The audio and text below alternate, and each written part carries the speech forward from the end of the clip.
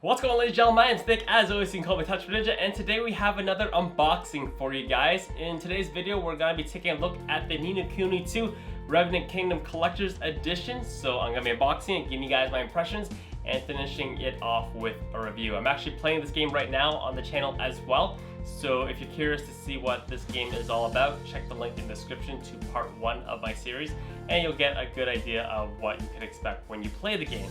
But on that, let's get right to it. Alright, so as you guys are watching me unbox this collector's edition in super fast sped up mode, I do have some FTC regulation stuff that I need to take care of for transparency's sake on YouTube. I personally did not buy this collector's edition with my own money. It was actually sent to me by the nice people at Bandai Namco for purposes of making this video and a review. But that being said, I'm not being paid any sort of side deal or side wage or compensated in any way to make this video. It was purely if I wanted to do it or not. But one thing I did agree is that I would let you guys know that if you still wanted this collector's edition, you can buy it today and pre-order today on Bandai Namco store, and you can find the link to that in the description as well. So that's basically the only thing I said I would do. Alright, so now that I have everything unboxed, I have an idea of how I wanted to do a giveaway, because not only did they send me the collector's edition, they also sent me an extra copy of the game to give away to you guys. So I have one premium edition of the game, which is sealed, which has the season pass, the game, as well as the steelbook itself inside of it. So I'll be giving this away by itself. They also sent me 3 empty steelbook cases, which look like this right here. I actually already have one of these from the event that I did earlier this year. So what I decided to do is, because I'm playing the game on PC, I don't need the collector's edition PS4 copy that came with the collector's edition. So I'm gonna bundle it with this steelbook, and then you'll get this one as well with the season pass and all that stuff.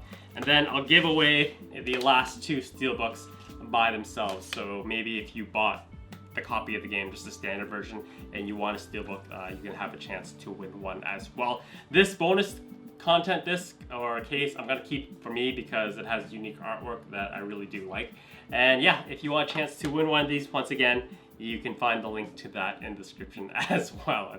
It's all in the description, it's all down there. Alright, so I've unboxed everything. Let's take a look at each piece by piece and examine things a little bit more closely. So as standard in most collector's editions, you do get an art book, but this one is actually fairly oversized. It's much larger than your typical art book that you find in collector's editions. I've said this before, I personally am not a huge fan of art books. I can kind of take them or leave them. I actually ended up just usually giving away to a friend who's a graphic artist, and he enjoys them a lot. So, but it's still nice to receive one.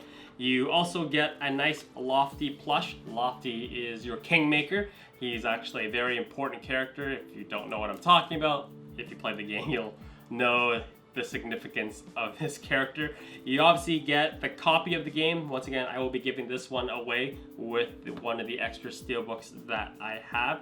What's nice about this one is actually it says collector's edition on the front of it. Usually most of the time they just plop in a normal retail one, so it's a nice little touch that they actually went the distance and kind of changed it up a bit. You get the season pass, you get the bonus digital extra content, which is always nice as well.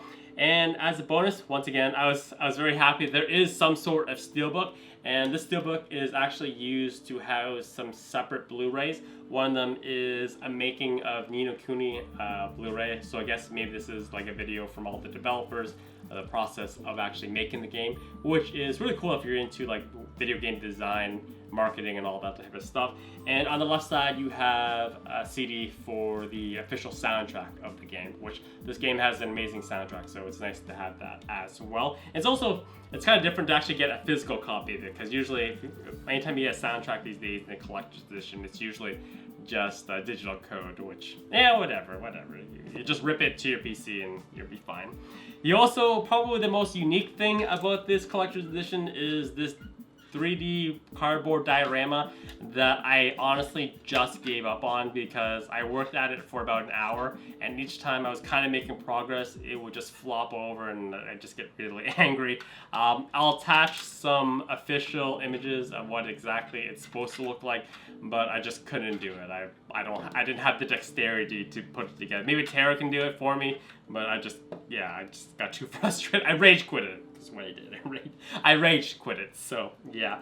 And finally, probably the biggest thing that you're gonna be coming for is this diorama right here. So it depicts it's either a Kingmaker in the middle or just a general monster, which looks kind of like a chimera. So you have the chibi forms of all the characters that you'll see if you're ever traveling in the world map of the game. They'll look exactly like this.